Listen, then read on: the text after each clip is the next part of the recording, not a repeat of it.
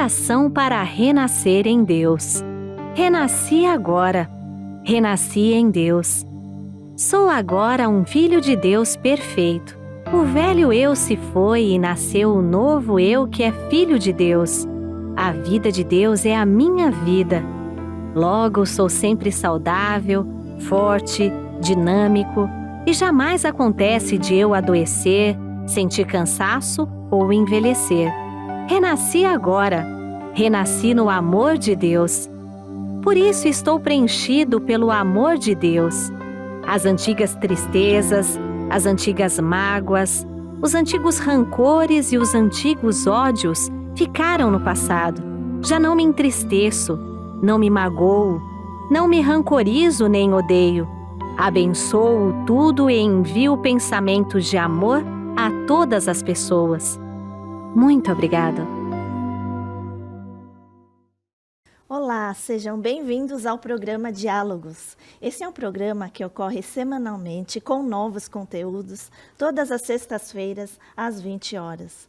E aqui nós realizamos um bate-papo, né? Onde temos orientações e reflexões sobre os mais diversos temas.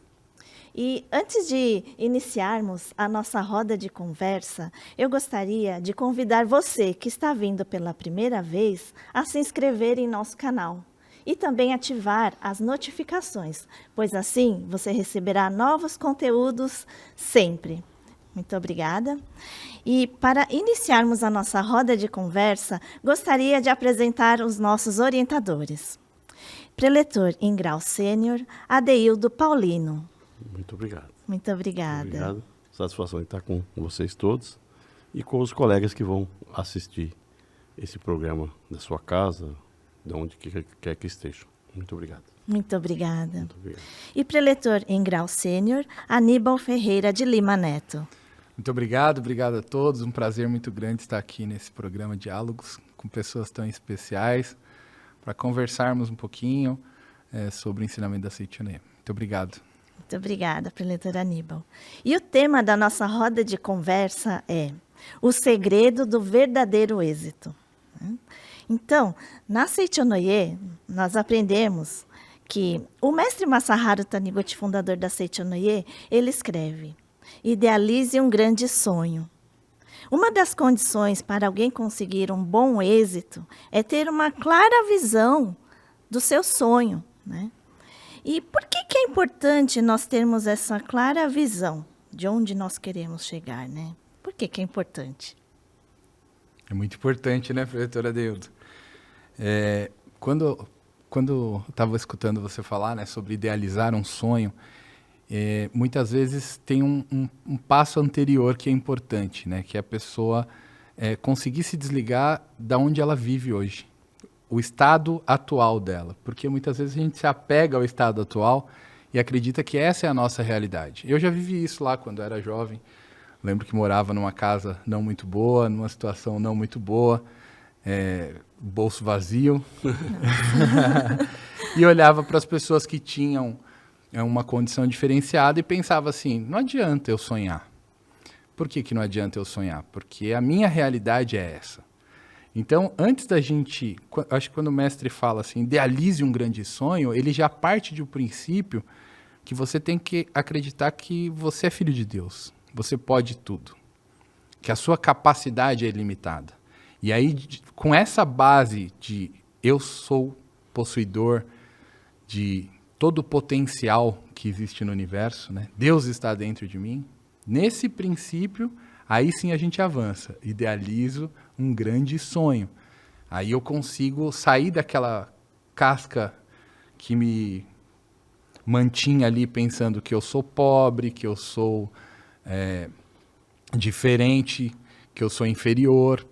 E aí sim eu consigo projetar um sonho, né? Porque senão a gente tem que ter aquele cuidado que às vezes a pessoa sonha em ser rico, mas acredita que é pobre. E aí não vai conseguir fazer essa transição, né, preletor Adeildo? Acho que Você até me fez lembrar uma situação que aconteceu logo quando eu casei, né? Eu estava naquela época na Associação dos Jovens, eu e minha esposa, né? E quando eu casei, tudo que precisava para o casamento, para casa, uma festinha que a gente queria fazer, tinha que ser feito por mim, porque meus pais não podiam fazer. Minha esposa também não podia fazer. Diz ela, eu nem lembro, que até o vestido de casamento quem comprou fui eu. Naquela época, né? E nós queríamos, até para fazer uma festa, tivemos que deixar de comprar a TV. Eu comprei a TV para fazer uma festa para os amigos. É aquelas festas que tinha antigamente, que o amigo servia, o outro fazia a comida, sabe, aquelas festas dessa forma. Mas foi uma festa legal. Mas o que eu aprendi na CETIM, idealize um grande sonho. Então eu decidi naquele momento, falei, quando eu fizer 25 anos de casado, eu quero estar em Paris com a minha esposa. Nossa. Mas eu não tinha a mínima condição. Se eu falasse para alguém, eu falei, você está louco, eu não tenho nem para comprar uma TV, como é que você quer sentar em Paris? E isso eu gravei na minha vida toda, na minha mente. O que aconteceu? Lá em 2008, eu casei em 83, em 2008 eu estava no banco já há quase 30 anos, eu trabalhei no Banco Safra há muito tempo. Aí eu tive a sorte de poder realizar esse sonho. Fui demitido. Né? Eu tive a sorte. Porque eu fui demitido, o que acontecia? Para mim, naquela época que eu estava na minha vida, eu não conseguiria nem ir até Paris, pagar tudo isso e ir para Paris, né? E eu também não tinha tempo, eu trabalhava muito, então não tinha nada disso. Né? Aí quando chegou, como deu isso, eu falei, então vamos para Paris. Aí eu nós compramos as passagens, nunca tinha ido para, acho que nem para o exterior, acho que eu não tinha ido, talvez para o Paraguai, né? Mas nunca tinha ido. Aí, que é o Paraguai porque é aqui perto, né? E aí o que aconteceu? No dia 26 de novembro de 2008, eu estava com a minha esposa no Rio Sena, num Baton Mouche, né? Tomando um bom vinho, né? Eu lembro até que eu liguei para um amigo nosso, que é o meu compadre, o preletor Romildo, eu liguei para ele, né? Relatando isso. Então, quer dizer, se você ter esse sonho, e tinha, claro, 25 anos em Paris, e deu certo, graças a Deus. Olha que muito show bom, de né? bola, né? E esse é o ponto, né? Às vezes você cria a semente lá e passa alguns anos, né? Mas uma hora ela germina, né? Se E ela tiver estava lá. Fantástico. Eu me recordei agora da época que eu era jovem e ficava pensando na alma gêmea, né? E eu ia para a academia de Ibiúna e lá, certa vez, falaram, olha, você precisa idealizar o marido que você deseja. E aí eu escrevia no papel. Eu pegava, escrevia que eu queria um marido inteligente, um marido que gostasse de crianças, porque eu queria ter muitos filhos. Na minha cabeça eu ia ter uma família enorme, né? E eu queria também que ele tivesse família no interior, porque eu gosto muito de viajar, né? E eu escrevia tudo isso em detalhes. E realmente, hoje, meu marido, né, quando eu conheci ele, a gente era amigo. Depois de 2 anos que a gente começou a namorar, mais um pouquinho antes eu olhei o papel e falei, opa, eu acho que ele é minha alma gêmea, né? Formado na USP, onde ele vai, ele gosta de... As crianças, sabe? Parece que atrai, é um imã, né? As crianças ficavam perto dele. Eu escrevia que eu queria uma pessoa engraçada. E ele é isso, né? Ele é engraçado. Eu falei, nossa, é ele mesmo. E hoje, realmente, eu falava assim, que eu queria uma pessoa que gostasse de crianças. E hoje eu tenho 3 filhos, né? Realmente, eu já estava visualizando. Realmente, a gente vê que é importante idealizar um sonho. Sim, né? sim. E eu acho que esse ponto que o mestre fala, né, do grande sonho, de sonhar grande, também é um ponto que a gente precisa refletir, né? Porque muitas vezes a gente sonha coisas pequenas, e o pequeno, ele gera, ele move menos, né? Por exemplo, se é uma coisa fácil de fazer, você não vai ficar à noite sem dormir estudando, ou trabalhando a mais, ou fazendo algo mais. Então, por exemplo, você falou da USP, né? Tem muita gente que tem um sonho grandioso de entrar numa grande universidade, né? Quando você sonha grande, você já se predispõe a ficar mais tempo estudando do que os outros, a abdicar de outras coisas para alcançar aquele objetivo. E aí meio que o universo vai se movendo para que aquilo se concretize, né? Agora, se o seu sonho é fazer um cursinho ali mais simples, talvez você vai levar tão aquilo sem seriedade que pode ser que ele não se concretize. Então, talvez seja até mais fácil concretizar grandes sonhos do que sonhos medíocres e pequenos, né? Eu acho que isso é uma Você se reflexão empenha mais, né? interessante. Você se empenha mais, você se esforça mais. E Atrai colaboradores. Exatamente, porque colaborador sempre vem atrás de sonhos grandes. Sim. Sonho pequeno, ninguém vai atrás de pequeno, né? Então, é isso mesmo. E aí, você tinha comentado, né, que o universo conspira. Eu até falei que eu queria uma família, assim, que ele tivesse família no interior. E os meus sogros, eles são de São Carlos, né? Então, Olha o que que acontecia? legal. Todo feriado tava eu viajando, né? Que coisa boa, hein? Ai. E falando assim, né, dessa questão de ter um sonho, na verdade, quando a gente tem um sonho, a gente tem que ter as metas, né? E as metas, elas precisam estar bem claras, definidas. Só que, muitas vezes, a gente, né, trazendo essas metas um pouquinho para a nossa vida profissional, né? Na vida pessoal, a profissional. Será que nessa questão de você... As pessoas ficam reclamando porque elas têm metas no trabalho, metas... seja lá onde for, né? Mas a gente precisa ter isso claro para saber onde a gente quer chegar, né? Até mesmo num trabalho voluntário, a gente tem as metas. Isso é importante, não é? Com certeza é importante, né? Você me fez lembrar uma situação que aconteceu comigo. Uma vez eu queria ir para o interior, para Poços de Caldas, né? E naquela época não tinha Waze, não tinha nada disso, né? Aí eu cheguei lá em Campinas, eu falei, quando eu chegar em Campinas, eu vou ver uma placa de Campos de Poços de Caldas. Aí eu cheguei em Campinas e não vi essa placa. Aí eu fui perguntar para o policial rodoviário, como é que eu faço para ir para Poços de Caldas? Ele falou assim, mas você não desenhou o seu trajeto? E aí falou até assim, você não sabe para onde você vai não vai chegar nunca. Eu sempre lembro disso, né? Então, se desenhar o trajeto para onde você vai ter claro o que você, onde você quer chegar. Você tem metas claras. Então, colocar números é importante, porque você define até o seu esforço. O seu esforço é pequeno, o seu esforço é grande. No seu orçamento familiar, você tem que colocar até para saber como é que você vai trabalhar para atingir aquele objetivo. Então, sem você estabelecer claramente isso, eu acho que não funciona. E também essas metas também, é bom, como o Aníbal falou, ser grande, na verdade, né? Só ter metas grandes que você vai se esforçar um pouco mais para atingir. Eu tava pensando aqui, no livro dos jovens tem uma parte que o mestre Masaru Taniguchi fala que sonhar qualquer pessoa com confusão mental, não é essa confusão mental que é o sonho que ele diz, né? Não é um delírio.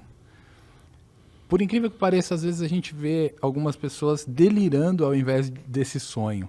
Então, é uma pessoa que fala assim, eu tenho um sonho de ir para Paris, por exemplo, como era o sonho do Adeildo.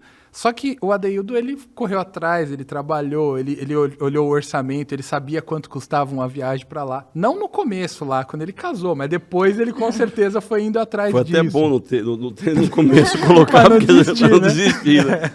Só que assim, tem gente que fica sonhando e acha que aquilo vai cair do céu. E às vezes até algumas interpretações erradas do poder da mente faz essa crença, né? Não, é só eu pensar que vai se realizar. Não é assim.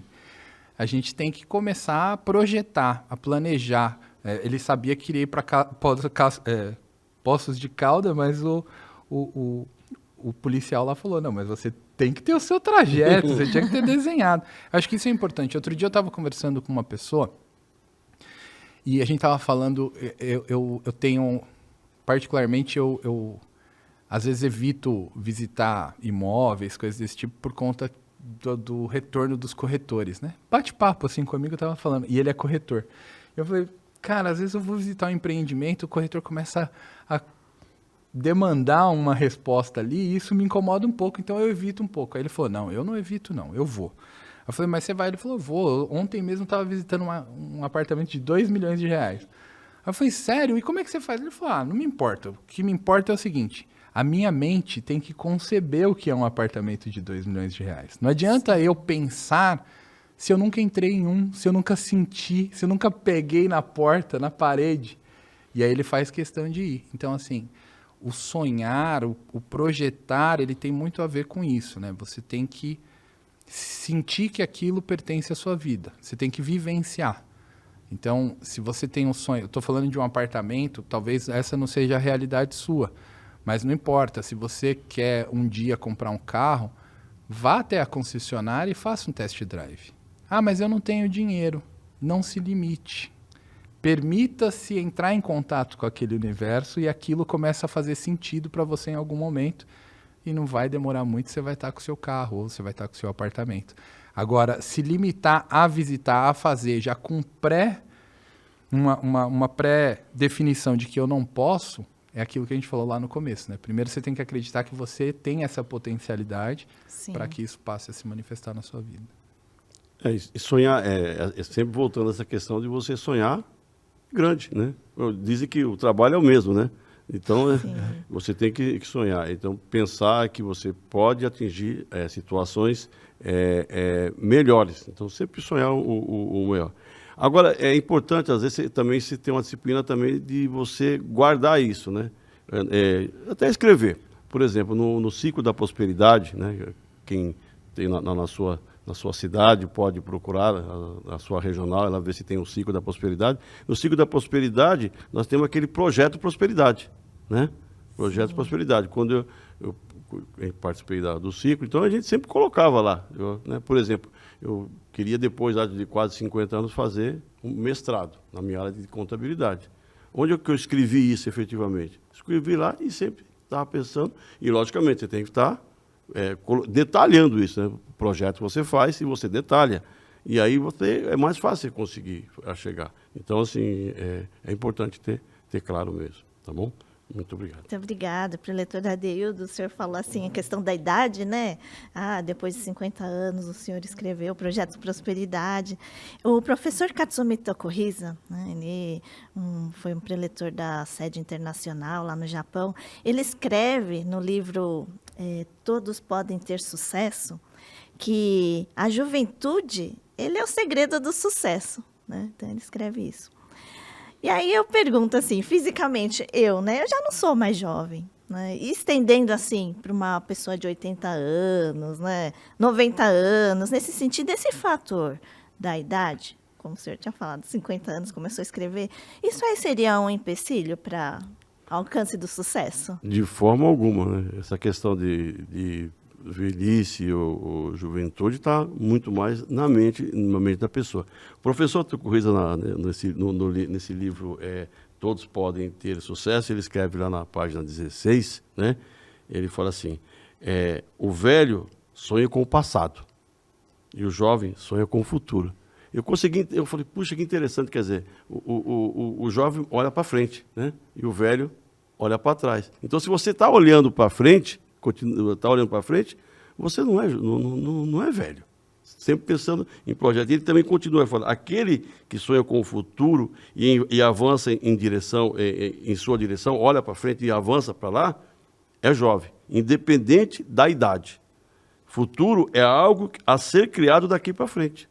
Então, é isso que o professor Tokuhisa faz. E aí, quando eu estava falando da questão do mestrado, eu comecei a fazer, estava em torno de 50 anos. Por quê?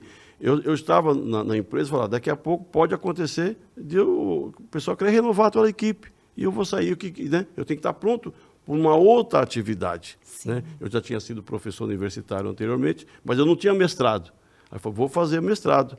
E para fazer mestrado, estava comentando agora há pouco com o Aníbal, eu não costumava nem ter livros em casa, na minha área de contabilidade. Sempre procurava na empresa, sempre procurava alguém que sabia bastante e ia perguntar, sempre, né, buscando com os outros. Mas quando eu comecei a fazer um mestrado, tive que estudar bastante, comprar muitos livros. Na minha casa, hoje, na minha estante, tem uma série de livros de finanças, de contabilidade, e eu comecei a estudar, aprender mais.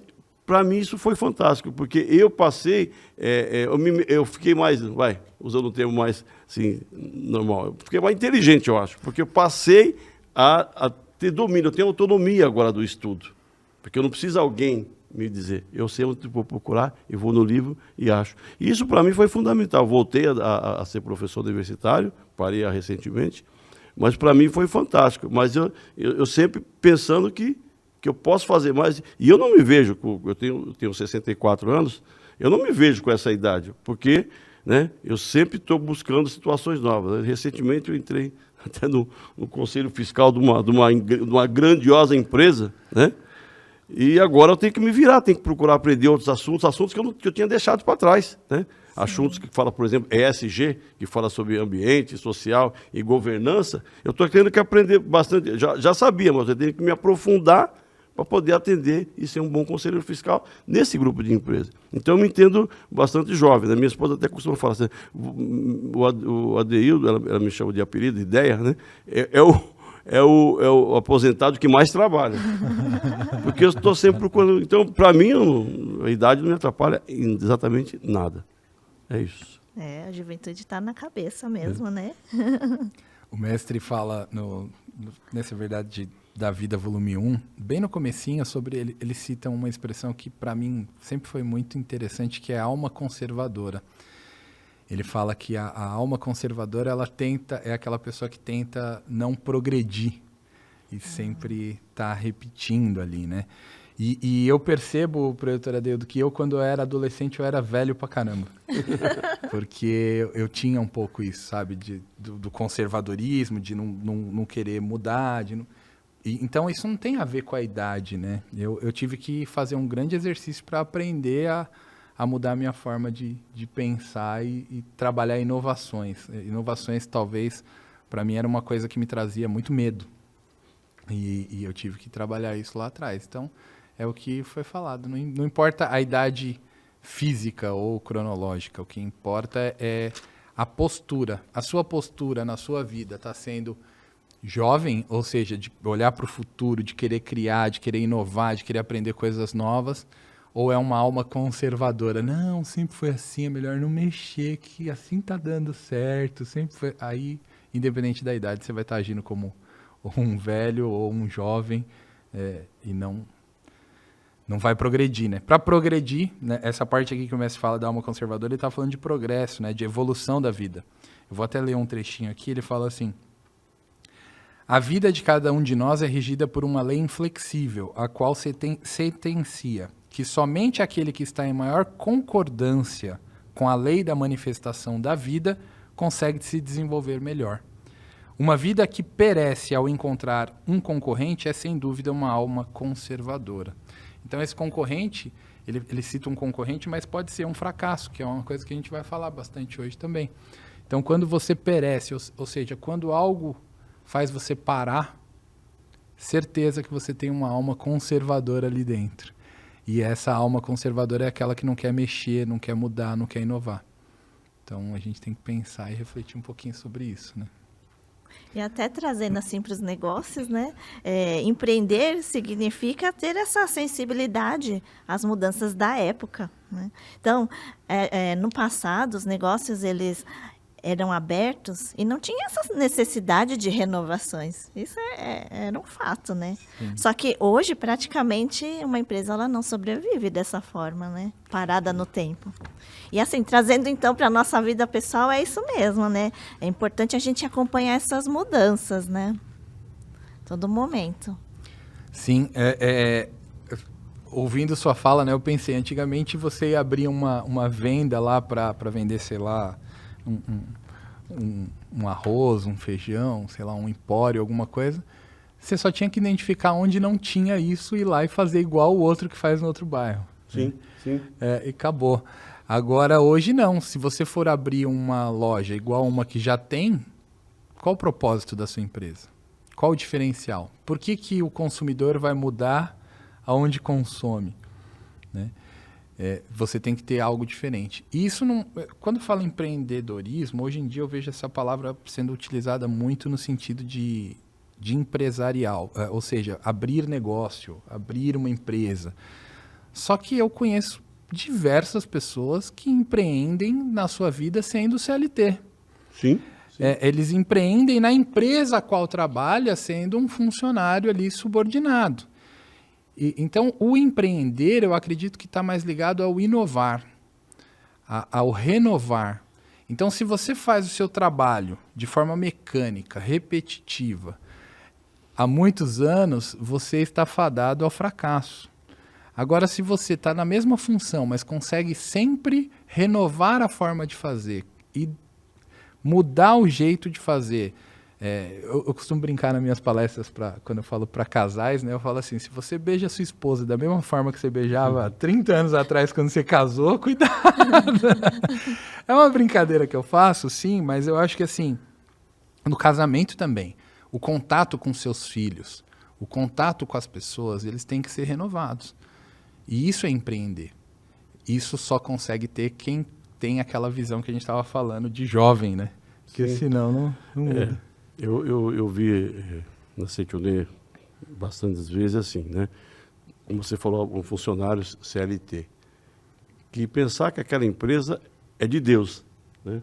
E ele também faz parte daquilo. Então ele também é um sócio. Ele tem que pensar como dono do negócio, né? Ele não pode pensar como um funcionário que trabalha lá no dia 5 do mês e recebe o salário. Ele tem que pensar que aquela empresa é dele também, e ele tem que criar situações para que aquela empresa cresça mais, cresça e atinja os objetivos da empresa. Porque se a empresa cresce, né, ele também pode ser beneficiado por isso, né? Eu diria até para muitos empresários que também valorizar esse seu funcionário, no sentido de que também, se a empresa cresce, ele também levar um pedaço disso, como novas oportunidades, ou até como remuneração também, né? A empresa onde eu trabalho, no escritório de trabalho, é interessante, porque todo final do ano, independente de ter lá um cálculo do lucro definido por uma norma, por uma regra, todo funcionário, desde a pessoa que cuida da copa até o sócio, recebe uma remuneração a mais, né? Isso faz com que motive também a pessoa a saber que aquele resultado positivo que vai estar dando também é dele, né? Então, não pensar em empreender só como se você é dono de uma empresa, né? Mas também que você é funcionário como o Aníbal falou. E a gente tem que estar sempre pensando em inovação. E inovar também, voltando àquela história da idade também, né? Tem muito uma tendência, né? Você falou, né? A ser conservador quando você vai ficando mais de idade, né? E isso, na verdade, você pode mudar.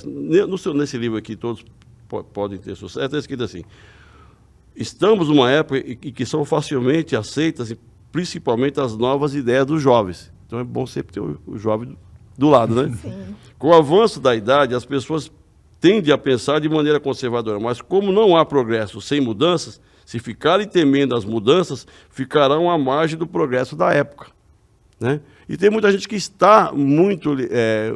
porque antigamente era assim. Ontem o pessoal estava comentando sobre o MAP, né? MAP, nossa. Aqui em São Paulo tinha uma loja aqui que chamava MAP, que todo mundo da minha idade conhece, já foi fazer alguma coisa lá, né? Comprar o liquidificador, alguma coisa assim. A musiquinha não sai da cabeça. Exatamente, MAP. Então, assim, mas tem pessoas que guardam isso, então, naquela minha época... era assim, né? E quando, na verdade, você tem que cada vez se inovar e atuar da sua atividade. Eu sou contador hoje, mas as normas internacionais de contabilidade, que tem 10, 12 anos, na verdade, 13 anos aqui no Brasil, e eu estou, né, dentro dela. Eu estou me atualizando. Porque se eu ficar lá pensando na contabilidade, tem livros de contabilidade, chama-se Manual da Contabilidade de Sociedades e Populações, aquilo serve para colocar, né? Para a gente colocar alguma coisa em cima, na verdade. Ele não serve mais para nada, porque a norma mudou. Mas tem contador que ainda está, né? Aí chega nesse momento, ele não tem mais trabalho, porque ele não tem mais o que servir. Ele está desatualizado, né? Sim. E o senhor, né, falando assim desse mundo empresarial, né, o fracasso, então, ele faz parte da galgada do sucesso, né? Mas no momento que se fracassa, é difícil pensar que essa situação é momentânea, né? A gente fica assim, apegado, o ser humano tem essa tendência a ficar pensando nesse fracasso, né? E nesse sentido, o que a Setionoye entende sobre essa questão do fracasso? Temos alguns livros, inclusive, né, aqui na Verdade da Vida, né? Tem até um título aqui, eu não vou ler todo ele não, mas daqui, né? Vence aquele que não imagina o fracasso, né? Aqueles que imaginam o fracasso em todas as circunstâncias e em tudo que fazem, são pessoas que não têm consciência do seu próprio valor como ser humano, como filho de Deus. Porque o fracasso, na verdade, é possibilidades, né, oportunidade de crescimento. Né? É uma forma de aprender. Né? Dizem que o Thomas Edison, alguns dizem que ele teve situações chamadas de fracasso de mais de 100 vezes, até chegar à energia elétrica. Mas o que era o que ele entendia? Que era alguma coisa, eu aprendi mais um jeito não correto de fazer. Né? Então, aproveitar essa questão do fracasso e não guardar na mente. Eu estava até conversando agora há pouco com o Aníbal, eu tenho um banqueiro ao qual eu servi, né? Que os filhos começaram a aplicar na época de internet, quando começou a internet, e eles aplicavam milhões de dólares nisso. Só que em um determinado momento, o filho perdia esse recurso, porque ele estava no início, ninguém sabia exatamente qual o caminho correto. Todo mundo tinha ideias, mas não tinha nenhum caminho traçado, o que ia dar certo, o que ia dar certo. Então deu certo que hoje é tudo a internet, inclusive esse programa vai estar na internet. Mas aí, quando perdia os recursos aplicados, qual que era a preocupação desse banqueiro? Não era com o dinheiro perdido, mas era que os filhos passassem a ter medo de arriscar. Né? Então, ele não queria que o filho passasse a ter medo de arriscar, porque como é que esses grandes empresários, eles arriscam. Né? Aqueles que arriscam bastante, né? Tem a possibilidade de se sair melhor. Então, não ter medo de arriscar. Então, uma vez você aprendeu, né? E também assim, sempre também, aprender com as questões, com os erros feitos. Né? Quando acontecer alguma na sua vida, acontecer alguma coisa que você não esperava, não coloque a culpa em terceiro. Não coloque, aprenda com aquela situação. Né? Na Seito Unê disse assim, o mundo é reflexo da sua mente. Então, quando acontecer alguma coisa que você não esperava, o que você vai ter que pensar? Onde eu cometi um erro? O que eu vou fazer para que isso não ocorra mais? Né? Isso eu usei muito na empresa. Toda vez quando trazia um erro, algum funcionário falou, tudo bem, mas o que nós vamos fazer para que isso não ocorra mais? Isso é muito importante. Fantástico, é isso aí. E tem muitas vezes, né, que no dia a dia, na empresa, aparecem situações que você precisa decidir naquela hora. Né? Precisamos ter essa capacidade de decisão rápida, mais ou menos isso. Aí tem pessoas que não se sentem capazes de achar que tem essa habilidade. Né? Acham que isso é uma coisa que nasce com ela. Mas isso é possível desenvolver, essa capacidade de decisão rápida? Ou mesmo até, como a gente está falando sobre empreender, né? De liderar pessoas. É possível? É possível e tem muita gente fazendo, né? Na verdade, todos nós estamos fazendo diariamente. Até aquele que acha que não faz. Porque todos os dias nós acordamos e tomamos decisões, pequenas decisões no nosso dia a dia, constantemente. Né? Quando estava falando aí, eu estava decidindo se eu ia falar ou se eu ia deixar o preletor Adeildo falar. Quando a gente sai de casa, a gente decide a roupa que vai vestir, a gente decide o que vai comer, a gente decide se vai atravessar na rua, no farol ou fora do farol, fora da faixa. E tudo isso faz uma diferença enorme na nossa vida. Às vezes uma pequena decisão muda o seu destino. E aí o mestre Masaharu Taniguchi, ele fala a importância da gente estar constantemente conectado com a vontade de Deus, conectado com Deus. Porque as decisões, elas são tomadas. Agora, como elas são tomadas? O que te leva, o que é essa vontade que te leva a tomar a decisão diária? Tem gente que está se autopunindo aí diariamente por conta de um pensamento errôneo de que eu sou pobre, ou que eu sou uma pessoa má, ou de que eu não tenho capacidade, não sou inteligente. Então, esse tipo de pensamento faz com que, naturalmente, você tome decisões erradas. Então, quando você pratica a meditação Shinsokan, para quem talvez esteja ouvindo pela primeira vez, né, o que é a meditação Shinsokan? É uma prática de meditação que nós fazemos, adeptos da Seichonoye, diariamente nos nossos lares, que não vai dar para explicar agora como é, mas aqui no site da Seichonoye, não sei se você está no site da Seichonoye ou se está no YouTube, mas com certeza procure meditação Shinsokan Seichonoye e vai ter algumas palestras e orientações de como proceder. Ou, melhor ainda, né? Vá até uma associação local nossa, procure um local fixo onde nós fazemos reuniões presenciais e lá você vai aprender a fazer a meditação Shinsokan da forma correta. E essa meditação, ela vai afinando a nossa mente. Aos poucos ela vai afinando a nossa mente e naturalmente a gente começa a tomar as decisões corretas, às vezes sem nem perceber. A gente acaba tomando a decisão correta. E o que faz a gente estar nessa conexão é justamente a meditação, onde você fica com a mente livre de ilusões, vamos dizer assim, para tomar a decisão correta. É natural, o natural fazer o natural. Então, até a questão de persistir, né, do fracasso. Quando estávamos falando de fracasso, eu estava lembrando, né, eu tenho filhos pequenos. Agora os 2 já andam, tem um de 2 anos que já anda muito bem, mas quando eles saem ali da fase do engatinhar para o andar, eu nunca vi uma criança desistir, né? Falar assim, não, tô caindo demais, não vou tentar mais andar. Não, ela continua, porque é o instinto natural dela, isso vem do interior dela. E aquilo não faz com que ela não desista. Da mesma forma, a meditação Shinsokan, ela apura esse nosso ideal interno e faz com que a gente tome a decisão correta e também não desista das coisas. Então, recomendação Shinsokan. Nesse livro, Todos Podem Ter Sucesso, o professor Katsumito Kuriza, ele comenta que, para você, até respondendo aqui, você perguntou, é possível treinar? Né? Ele fala assim, comece a tomando decisão em situações pequenas. Toma uma decisão rápida. Né? Então, não deixa procrastinar, não deixa passar muito tempo. Toma a decisão. E você vai tomar. Logicamente, em alguns momentos vai dar exatamente o que você esperava. Às vezes pode não acontecer, mas seguramente você vai estar aprendendo a tomar a decisão. Então, toma a decisão. Vai. Você vai? Vou. Você pode? Sim. Pode ou não pode. Né? Mas não deixar, vou pensar. Né? E quando a pessoa fala que vai pensar, ela vai levar aquele problema o dia todo. Então, em vez de ocupar a mente dela com outras situações, ela vai ficar ocupando uma decisão que ela poderia ter tomado, né, na verdade. Senão, e também quando você não toma decisões na vida, as pessoas tomam por você. Também. Né? É exatamente, se você não toma, se você não define para onde vai a sua vida, as pessoas vão estar definindo para onde a sua vida vai. Então você precisa tomar a sua decisão.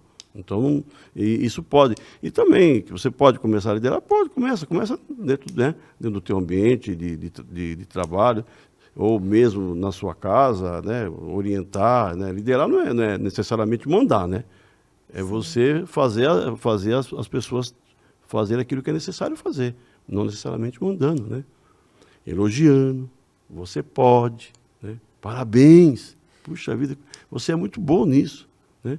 Isso já é uma possibilidade de você estar liderando, você está incentivando, motivando as pessoas a fazerem aquilo que é necessário fazer. Então, pode treinar?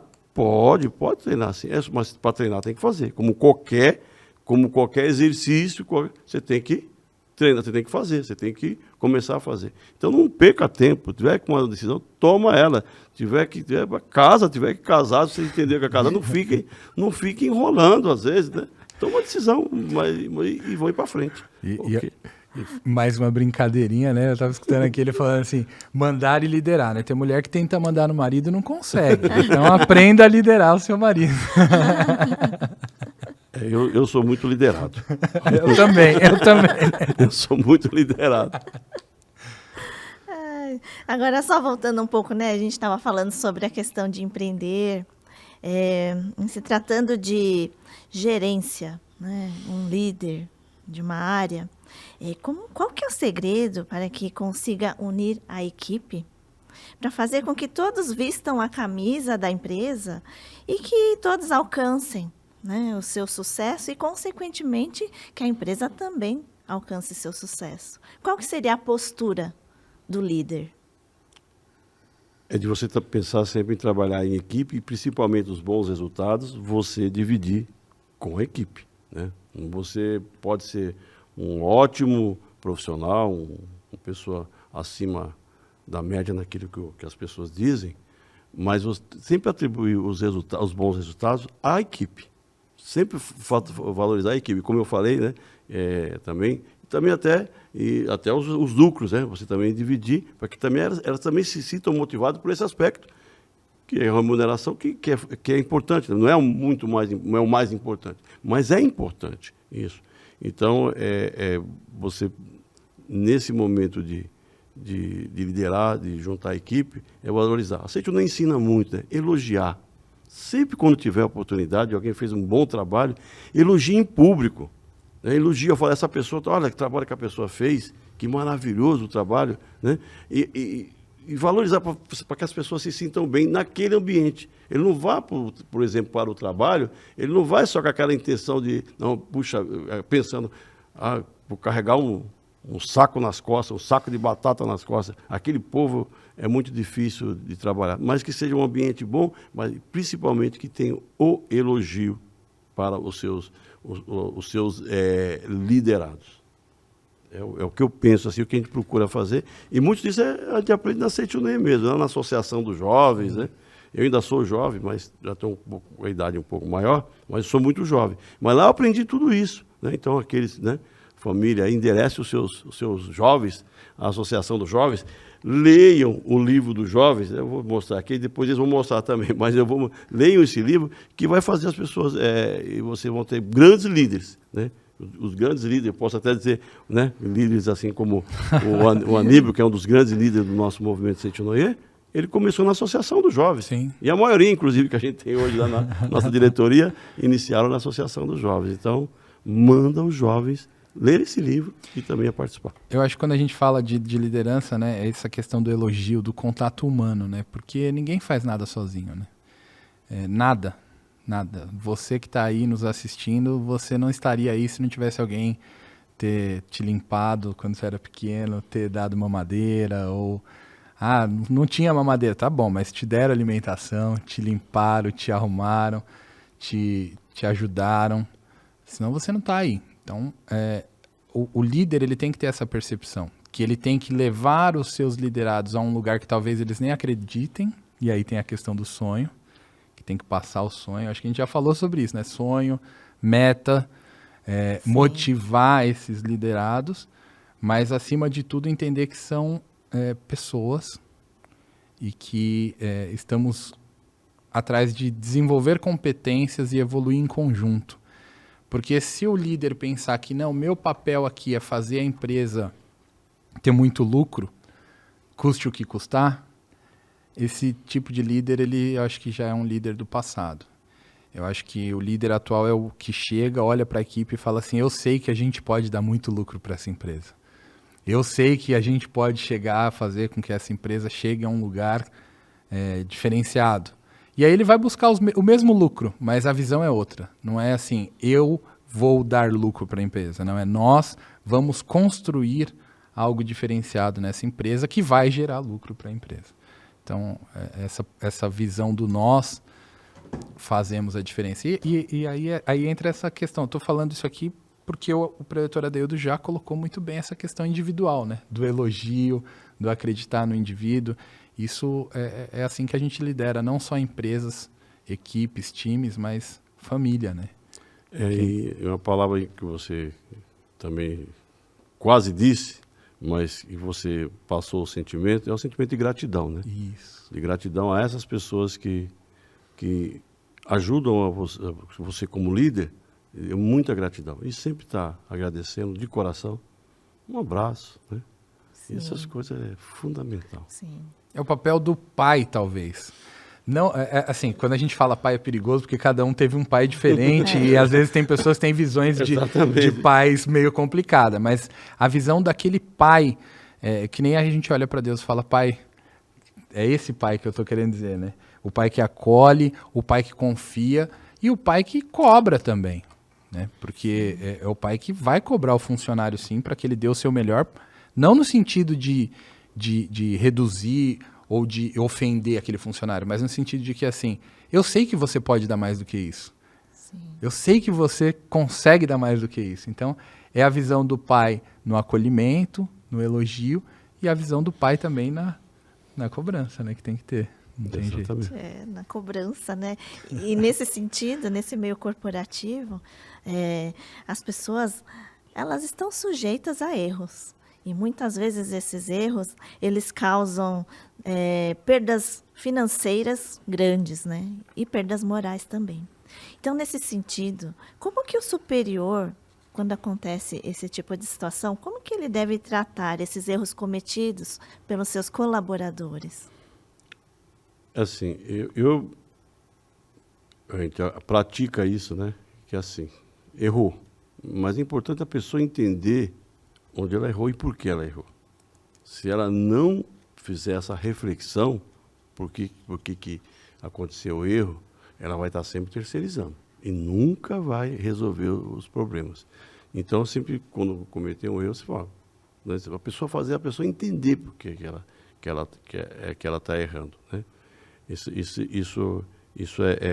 é importante. O que vai fazer para que isso não aconteça mais, né? E também não carregar esse erro também pro resto da vida, né? Errou, vira as costas, né? Caiu, né? Lembrando de criança, né? Caiu no chão, levanta e vamos embora, né? Então, acho que isso é importante em relação à questão do erro também. E a gente sempre pensa, né? Só erra também quem faz, né? Sim. Se não fizer, não erra. Eu acho que compreender e reorientar, né? Volta de novo a figura do pai, né? Dar a oportunidade para que aquela pessoa entenda onde ela errou e redirecionar. Agora, obviamente que assim, a gente também tem que entender que cada um tem o seu momento. Pode ser que aquela pessoa talvez esteja no lugar errado.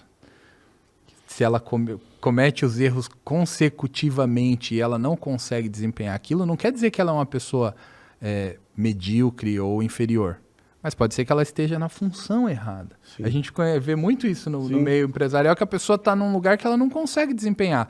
E o líder também tem o papel de olhar e falar assim, não, talvez as suas habilidades, você é boa nisso, não nisso. Então, vem para cá, ó, e muda a posição da pessoa e ela passa a ser mais feliz, né?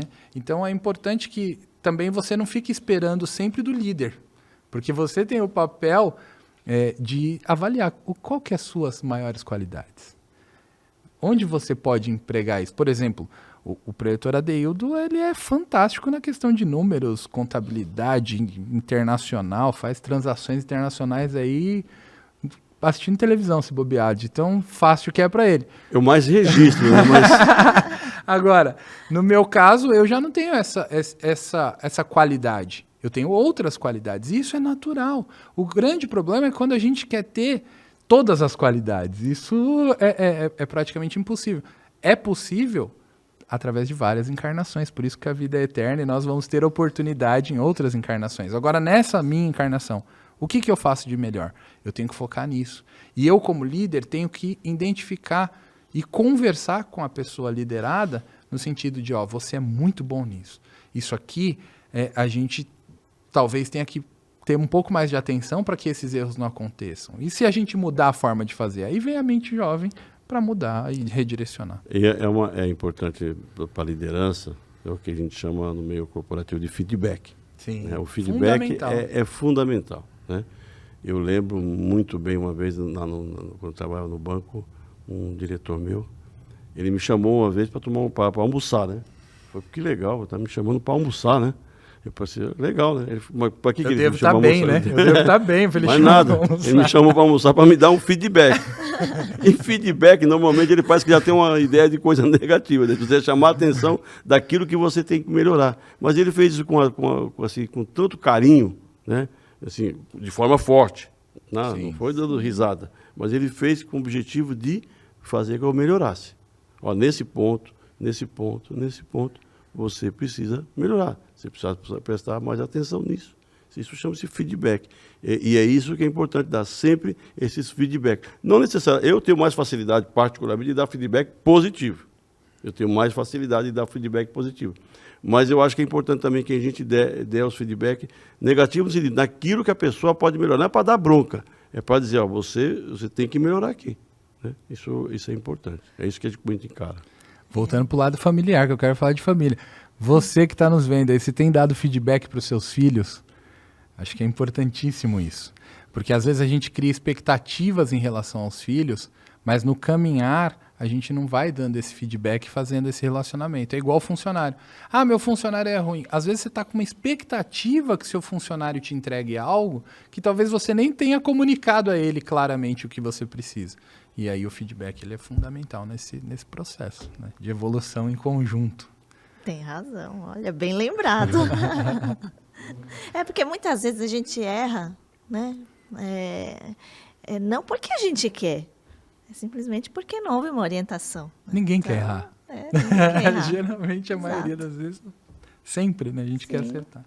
Eu diria que o ideal é que os feedbacks estejam sempre antes de errar, né? Você perceber que não está indo no caminho certo, você dá esse feedback, né? Então, é isso. Sim. E em relação à fisionomia, né? Será que a nossa fisionomia, ela influencia em alguma coisa no sucesso do nosso dia a dia? Eu não tenho dúvida disso, né? Quando você tem um semblante tranquilo, calmo, você consegue, transmitindo isso, você consegue fazer com o seu ambiente seja um ambiente feliz, né? Se você também é uma pessoa alegre, né? Se você chega, por exemplo, eu chego no trabalho sempre, né? Bom dia, jovens, e eu chamo de jovem todo mundo, né? Não tem idade. E até faço um negócio que é interessante, no prédio onde eu trabalho tem 2 recepcionistas, né? Então eu chego, primeira coisa, bom dia, jovens senhoras. Né? Não é? Jovens senhoras. E bom dia, essa semana será maravilhosa. Ou de vez em quando até eu faço algumas brincadeiras assim, falo assim, olha, eu chego tipo uma sexta-feira e falo, amanhã vocês não precisam vir, nem amanhã nem domingo. Aí elas falam assim, mas e segunda? Eu falo, não, segunda-feira vocês precisam vir porque vocês são muito importantes aqui. Vocês são muito importantes. Né? Então você cria um ambiente gostoso de trabalho. Né? E também se você fica com um semblante carrancudo, você também não atrai pessoas para querer ficar perto de você. Né? Diz que o mestre fala que o marimbondo morde quem está de cara feia, alguma coisa assim, né? Então, assim, o semblante é fundamental. E quando você olha uma pessoa com um semblante feliz, você quer estar do lado dela. Você quer acreditar naquela pessoa. O semblante, ele contagia, né? Se você está num lugar que está todo mundo de cara feia, você sente aquilo, né? Eu entendo que a gente trabalha muito com idealização. Então, assim, a gente estava falando da liderança, tem a ver com isso. Ah, será que o meu chefe está gostando do meu trabalho? Será que ele está... Será que a empresa está indo bem? Imagina você um líder que está sempre com a cara fechada e o funcionário que está ali, ele está pensando assim, nossa, eu acho que essa empresa está quase quebrando, porque o meu chefe está sempre de mau humor, sempre com a cara fechada, ou ele não gosta do meu trabalho. Então, as pessoas vão criando essa expectativa mental, essa imagem mental que você cria do outro em relação a você, né? Porque a gente está sempre em relação, a insegurança do ser humano faz com que a gente fique, será que o Adeildo gosta de mim? Ou será que, ou não?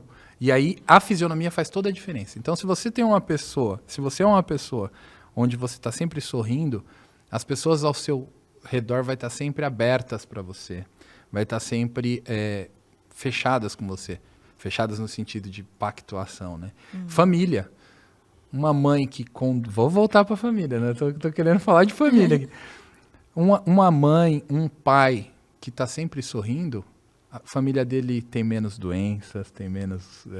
tudo flui de forma natural. Os filhos se abrem mais com os pais que estão sorrindo. Agora, aquele que fica com cara fechada, o filho já fica pensando, acho que eu não posso me abrir com meu pai. Acho que eu não estou fazendo a coisa certa. O marido que está com medo de ser mandado embora não vai chegar na esposa que está com cara feia e falar, ser aberto com ela. Então, assim, pode ser uma coisa sua, só que o rosto não é seu. Porque você não consegue olhar para o seu rosto naturalmente, só se tiver um espelho. Agora, todas as pessoas estão olhando para o seu rosto e o feedback que você está passando para o outro, ele sai através do seu rosto. Então, é muito importante a expressão fisionômica nesse sentido. Cuidar para que o relacionamento com o outro esteja engajado, né? Eu acho que é isso. Eu também concordo. As pessoas, quando você passa uma fisionomia mais tranquila, você passa confiança. Eu acho que até voltando aí na família, os filhos, Sim. quando o pai chega em casa com um semblante de alegria, né? Você transmite. De qualquer maneira, que quem conhece você sabe se você está bem ou se não está bem. Você pode ser, a não ser que você for craque em teatro, né? Mas se você não for, as pessoas percebem se você está bem, se você está confiante ou não. E a empresa também é reflexo disso, né? O teu trabalho, tudo aquilo que você faz é reflexo do teu semblante, na verdade, né? Então, você receber bem, seja qual for a notícia e transmitir com alegria, eu acho que é importante. Eu me recordo que, em relação à fisionomia, né, teve a solenidade da comemoração da fundação da Seitonoye, né, foi algum tempo atrás, e logo que finalizou, bom, a vibração estava maravilhosa, né, da solenidade. E logo após que finalizou, eu fui para o supermercado. E no supermercado tinha um senhor atrás de mim, já na hora de pagar, né, os produtos. Ele estava brigando com alguém da família. Eu pensei, nossa, né? Tudo bem, a gente ouve assim, mas naquele momento, depois que ele parou de brigar com a não sei se era esposa ou o que era, eu olhei para ele, sabe que pessoa que não tem papo, né? Eu olhei para ele e falei, nossa, sabe que esse aqui era a última bebida que eu peguei da geladeira? Eu falei isso para ele, ele falou, nossa, sabe que esse aqui era o último carrinho que eu peguei? E aí a gente começou a conversar, né? Sim. E aí eu passei no caixa, paguei tudo e estava colocando as coisas na sacola. Aí, de repente, ele começou a falar, nossa, sabe que eu sempre brigo com todo mundo, né?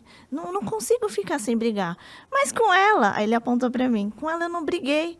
Não sei o que aconteceu, né? Aí eu pensando comigo, eu sei, né? É vibração, né? Fisionomia, Seitonoye, né? A gente tem isso dentro da gente e a gente carrega a todo momento, né? Exatamente. Você estava falando, eu me lembrei de uma situação muito interessante. Eu era professor da faculdade, da FMU, né? Em um dia de prova,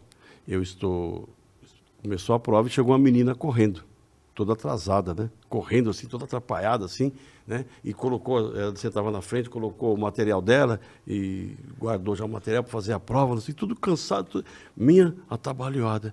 Eu falei assim, cheguei perto e falei, fica tranquila, senta, tranquila. Você vai fazer sua prova tranquila, fica tranquila. Ela virou para mim e falou, o senhor é da Seitonoye? E eu nunca tinha falado dentro da aula que eu era da Seitonoye, até porque a gente evita de fazer isso, né? E ela, não, o senhor é da Seitonoye? Eu falei, eu sou sim, né? Então, essas coisas que a gente aprende, de você praticar do Shinsokan, de você estar sempre, né, lendo Sutra Sagrada, lendo livros, isso te cria uma vibração boa, que você divide com as pessoas na hora que precisa, né? É isso. Sim. Olha, a roda de conversa aqui está maravilhosa, né? Mas a gente está chegando nos finais, né? E assim, para a gente fechar a nossa roda de conversa, quais são as práticas da Seitonoye que nos ajudam a realmente alcançar esse verdadeiro êxito, o sucesso? São várias práticas, né? Mas eu acho que as principais práticas seria leitura de livros. Por que leitura de livros? É onde a gente faz a higiene diária, né? Onde a gente volta, pega um livro como esse aqui, que eu já recomendo, Verdade, volume 8, livro Fé, trata da fé. Você, diariamente fazendo uma leitura desse livro, você volta a sua mente para aquilo que é verdadeiro, para o que é real, para o que é Deus, o seu próprio Deus interior. E isso é fantástico. A outra prática que eu recomendo também é a meditação Shinsokan, que eu falei aqui hoje, para quem quer empreender, para quem quer tomar as decisões corretas. Até para quem não... Eu lembro quando eu comecei lá na JSI a fazer Shinsokan, eu não sabia nem o que eu queria ser. Acho que até hoje eu não sei direito, mas a vida vai levando e você vai tomando as decisões corretas no tempo correto. E isso, a meditação Shinsokan, ela é fantástica, né? Acho que é isso, né, professor? Eu, complementando o que você falou dos livros da Seitonoye, os livros sagrados, fantástico, o livro dos jovens, né? E é para jovens, como nós falamos aqui, é jovens para toda a idade, né? Que jovem quem tem sonho, né? Então, o livro dos jovens, eu indico A Verdade da Vida, volume 7, a vida cotidiana, muito, que é fantástico. E esse livro todos podem ter sucesso. E também como prática, né, na Seite nós temos as 3 práticas espirituais importantes, né?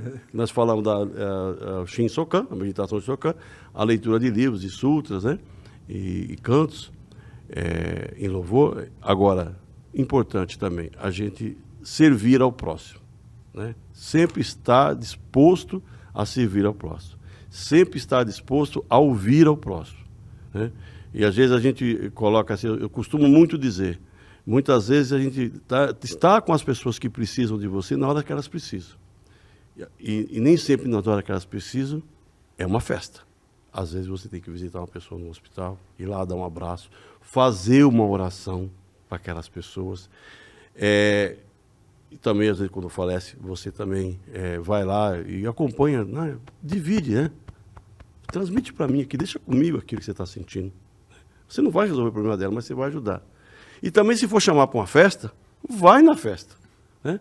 Então, vai na festa, curta aquela festa, brinque bastante, porque muitas vezes as pessoas estão esperando você, que é importante para ela, está esperando você que você vá lá e dá um abraço nela, né?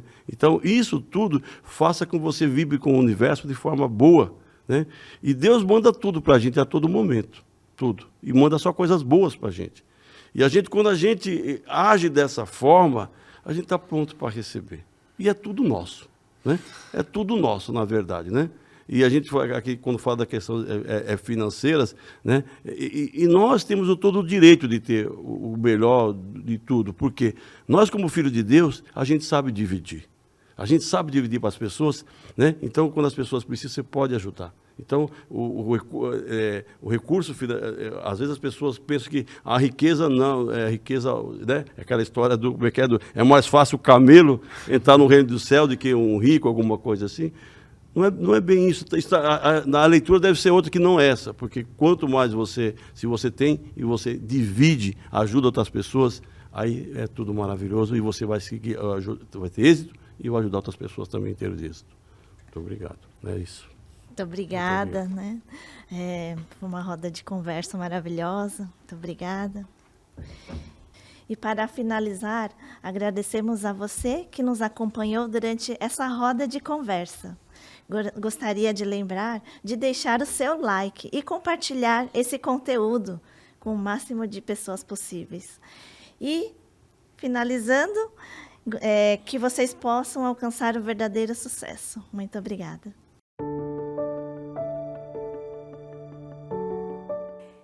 Olá, estou aqui para te fazer um convite muito especial, porque você é nosso convidado para participar da 67ª Festividade do Santuário Rousseau do Brasil e 39ª Cerimônia no Monumento aos Anjinhos Anônimos dos países ibero-americanos e África Latina, que acontecerá no dia 16 de abril de 2023 na Academia Sul-Americana de Treinamento Espiritual da Seitinoye, Ibiúna, São Paulo.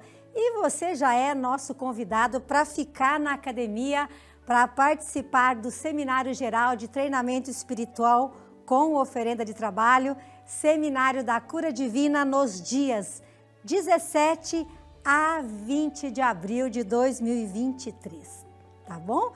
Não esqueça, anote aí, de 17 a 20 de abril de 2023, Seminário da Cura Divina na Academia de Ibiúna.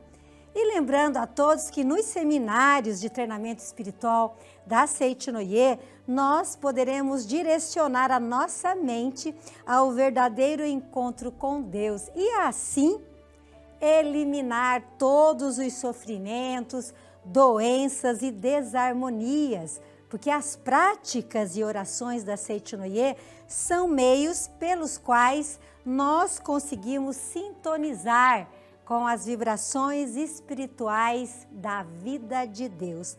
Cada oração não somente desperta essa grandiosa força que existe dentro de nós, como também reforça o vínculo entre a força de Deus e a nossa força interior. Se você quer eliminar todos os sofrimentos, doenças e desarmonias na sua vida, a resposta é Seminário da Cura Divina, de 17 a 20 de abril de 2023, na Academia Sul-Americana de Treinamento Espiritual da Seichonoye, Ibiúna, São Paulo. Maiores informações no nosso site www.sni.org.br/seminários, ou você pode fazer contato pelo WhatsApp 11 5014 2217. Você é o nosso convidado especial e nós vamos aguardar você no Seminário da Cura Divina. Muito obrigado, muito obrigado.